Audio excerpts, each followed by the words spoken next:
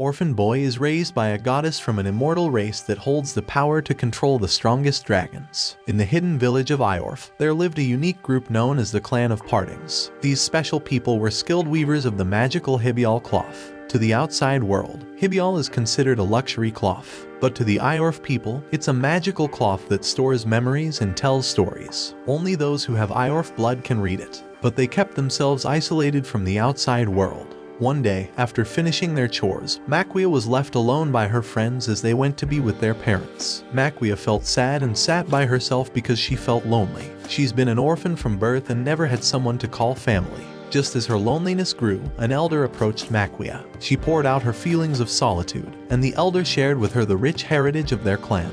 The people of Orphan had chosen to distance themselves from the rest of the world. The elder warned Maquia to never let herself fall in love with someone from the outside. That night, as Maquia prepared for bed, she gazed out of her window and spotted her friend sneaking away in secret. Her curiosity piqued, and she decided to follow. To her surprise, she discovered her friend with another companion, and a profound sense of grief overwhelmed her. A single tear slid down her cheek, landing on a nearby flower. In an instant, the flower burst into a vibrant bloom, setting off a chain reaction that caused all the flowers around her to blossom. But as Maquia looked up to the sky, she noticed something unsettling. Wraiths, mysterious entities, hovered above, casting a sense of foreboding. Maquia sprinted towards the elders, her heart pounding, as she witnessed the sight of her giving orders to protect the precious Hibial cloth. Suddenly, a group of mysterious figures descended upon them, delivering an urgent message. The king himself had extended an invitation for her presence at the magnificent Mezart royal palace. Chief Iser, speaking on behalf of the king, accused Elder Racine of being a deceitful monster, concealing her true age with an enchanting frozen appearance. He commanded everyone to be taken away,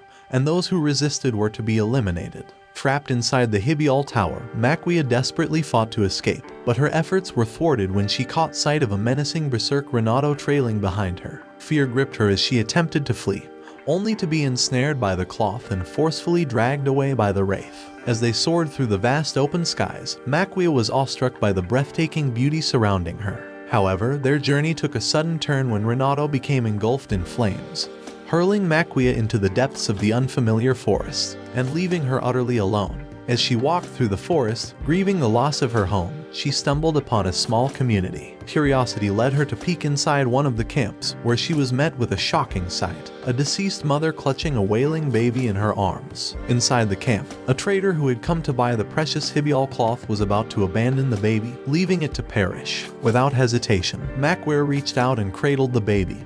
He was her Hibial. With the baby in tow, Maquia's search for food led her to a welcoming house. The woman living there kindly invited her inside, but Maquia was overwhelmed and unsure of how to care for a child at her tender age of 15. Sensing her confusion, the woman took Maquia to the nearby town, where she ran errands for the townspeople. Along the way, a shop owner recognized Maquia as Orphan, but promised to keep her identity a secret. During their return journey, the woman shared a heartbreaking revelation. Her husband had been killed by a Renato who had contracted the dreaded red eye disease, just like the Renato who had taken Maquia. When Maquia admitted that she didn't know how to take care of the child she named Ariel because she never had a mother, the woman graciously took her in. As the seasons changed and they adjusted to their new lifestyle, Maquia felt both excited and anxious. At the royal palace, the Renato numbers were plummeting due to the dreaded red eye disease, and the king was desperate to maintain his power. Lelia, Maquia's dear friend, had been taken captive by the king. She was being forced into a marriage with the crown prince because there was no limit to his greed for power. Maquia tirelessly weaved to support herself and Ariel. She sold it to a shop owner. In exchange, he revealed something extraordinary: a Hibial cloth. With just one glance, Maquia knew that this cloth held the key to uncovering news about her friend Lelia. Determined to rescue Lelia, Maquia devised a plan to journey to the palace alongside Ariel, setting sail on a ship. On the ship, she was unexpectedly reunited with her Orphan friend, Krim. As they sat down together, their conversation focused on Lelia and her impending wedding to the prince. Krim reminded Maquia of the Orphan vow they had taken, swearing to never fall in love with anyone in the outside world. Maquia hadn't forgotten this vow, but she could not reveal her love for Ariel. Their ship arrived at the kingdom just in time for the grand wedding parade. Maquia, Krim, and the others hatched a daring plan to rescue Lelia from her captor's clutches. The tension grew as they prepared for their mission to steal her away. hoping to bring her back to freedom and safety. During the parade, chaos erupted as Krim attacked the Renato, causing it to go out of control. The Crown Prince, who was riding atop the Renato, fell but was luckily caught by the chief. Amidst the panic, Maquia urgently approached Lelia and pleaded with her to come along. As they hurriedly ran through the alleyway, Lelia halted and revealed to Maquia that she was pregnant, making it impossible for her to escape.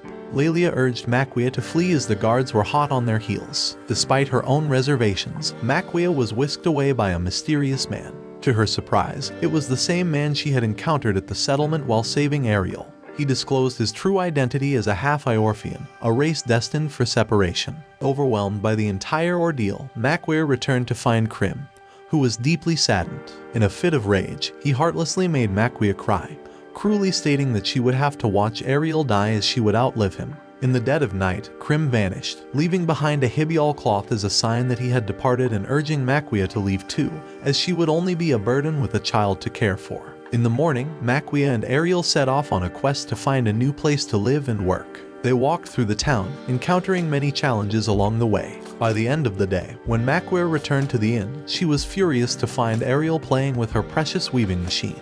Exhausted from the day's chaos, she couldn't contain her anger and screamed at Ariel, causing him to run away from the inn. Left alone in the inn, Maquia couldn't help but cry as she realized that she was not a real mother, but merely pretending to be one. Feeling overwhelmed with emotions, Maquia went to look at her weaving machine, only to discover that Ariel had written the word mother on the hibial cloth. Touched by his gesture, Maquia ran after Ariel in the pouring rain, searching desperately for him. Eventually, she found his clothes, which initially panicked her. However, it turned out to be a playful prank from Ariel, meant to make her laugh. Overwhelmed with relief, Maquia held Ariel in her arms, begging him not to grow up. But Ariel knew he had to become stronger in order to protect her, and they embraced each other tightly. Years later, Ariel had grown bigger and stronger, while Maquia worked as a waitress at the inn. One day, she was surprised by an unexpected visit from Lang, who had been like a brother to her. Ariel, aware that Maquia was not her biological mother, had distanced himself. Maquia asked Lang, who was now in the forces, about Lelia. Meanwhile, Lelia found herself oppressed after giving birth to her daughter. She was trapped in the palace with nowhere to turn. Separated from her daughter, she was driven to madness by loneliness and desperately yearned to see Maquia. During one of her shifts, Lang urgently needed to speak with Maquia. After finishing her duties, Maquia was informed that the palace requested her presence. As staying in one place for too long raised suspicion, she had to decide. Lang proposed that she should return to the farm and wanted her back in his life. However, Maquia, determined not to cause any more trouble for her family, and wanting to be the best mother to Ariel, couldn't entertain the idea. Lang, defeated, told her that he would find a new place then for her. That night, Ariel stumbled home, intoxicated, and a heated argument erupted between him and Maquia. In his drunken state, he declared that he no longer wanted to call her his mother. The following day, filled with remorse, Ariel approached Lang and asked if he could join the army, fearing that he might harm Maquia and wanting to escape living with her. Unbeknownst to him, Maquia overheard their conversation and felt immense sadness, but she gathered her belongings and saw Ariel off. Left alone in the room, Maquia desperately tried to calm herself, but then the window swung open, and a mysterious man stepped inside. A while later, Lang knocked on the door, but there was no response. Maquia was taken into custody and held captive in the palace. Years later, a jealous Krim, envious of Maquia's past happiness as a mother, arrived to take her to meet Lelia. In an instant, her past life was severed as Krim ruthlessly cut off her dyed hair, leaving Maquia to face an uncertain future once again. Meanwhile, Ariel had moved on with his life, now married and expecting a child. Although content, he couldn't help but worry about Maquia's safety and well-being. The war had begun, and the enemy forces attacked the palace. Ariel witnessed the chaos from his home and swiftly raced to the scene to fight back. The kingdom had once harnessed ancient powers to display their might, but now they were vulnerable with only one remaining Renato, and the bloodline in jeopardy. The neighboring nations united to bring the kingdom down. As the palace came under attack, Maquia and Krim managed to escape on horseback. However, their horse was soon struck down by enemy fire, forcing them to abandon it. Maquia, now barefoot, unexpectedly crossed paths with Ariel, who stood dressed in his soldier uniform. The enemy's bullets continued to rain down, prompting Maquia to flee while Ariel courageously joined the fight. Meanwhile, Lelia, wandering through the now deserted palace, unexpectedly encountered Krim. She was shocked, believing him to be dead. Krim, determined to protect her, tried to take her away, but Lelia insisted on seeing her daughter. Amidst their disagreement, a shot rang out, hitting Krim and leaving him gravely wounded. He miraculously made his way to the last Renato and awaited his death. As Maquia sprinted through the ruins of the palace, her mind wandered back to the fateful day she escaped from Iorf. A distant cry caught her attention, leading her to a nearby house. Inside, she discovered Ariel's wife, about to give birth. Recognizing Maquia from their days at the farm, Dita shared the news of the impending arrival with her. Without hesitation, Maquia sprang into action, assisting Dita in finding a comfortable position for the delivery. Meanwhile, Ariel valiantly fought on the front lines for their kingdom.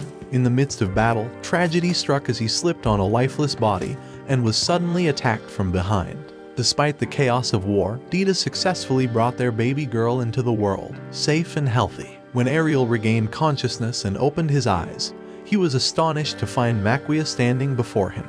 He had thought he had perished, but the war had finally come to an end. The enemy had won. Maquia wasted no time in delivering the joyful news of their child and the faithful weight of his wife. With a heavy heart, Ariel expressed his sadness, reflecting on all the valuable lessons he had learned from Maquia. In return, Maquia reassured him that he had been her protector, her Hibial, as he had promised all those years ago. In this tense and thrilling moment, Lang approached them, and Maquia made a heartfelt request for him to take Ariel back to where he truly belonged, with his family. As Maquia prepared to leave Ariel, he called out Mother, causing her to abruptly stop in her tracks. Maquia turned back, nodding in appreciation, and then continued on her journey. Upon returning to the palace, Maquia was devastated to discover Krim's lifeless body. She tenderly closed his eyes and, in that moment, caught sight of the last Renato, still chained up. Despite the shock and heartache, Maquia remained determined to find freedom for herself and her loved ones. Lelia, shaken up by the events, cautiously made her way across the palace roof. To her astonishment, she spotted her daughter there. Overwhelmed with emotion, Lelia could hardly believe her own eyes. The daughter, curious about her identity, was met with a heartfelt explanation from Lelia. She was the woman who had finally found freedom. In a breathtaking moment, Maquia caught Lelia atop the back of the Renato. Lelia felt relief flood over her as she realized she was safe in Maquia's grasp. Together, they soared through the air, leaving behind the watchful eyes of the citizens, the vanished ancient beings. On the flight, Lelia couldn't stop crying, and Maquia assured her that she would never forget about her daughter. It was a painful moment, but they both knew that they would always hold their loved ones close in their hearts. When Ariel arrived home, he was greeted by a heartwarming sight, his wife and beloved daughter. Overwhelmed with joy, Ariel promised to raise their daughter together with all the love and care in the world. The clan of Partings witnessed many farewells as time marched on. Decades later, Maquia, still youthful in appearance, decided to pay Ariel one last visit before he too departed from this world. Seeing him in his frail state, she was filled with happiness, knowing that he had lived his life to the fullest. Maquia presented him with a beautifully woven Hibial cloth, bidding him farewell for his safe journey ahead. As she left the house, a wave of sadness washed over Maquia, and she couldn't help but break her promise not to cry. But amidst the tears, she was grateful for the love she had experienced. Watch this next video. See you on the next one.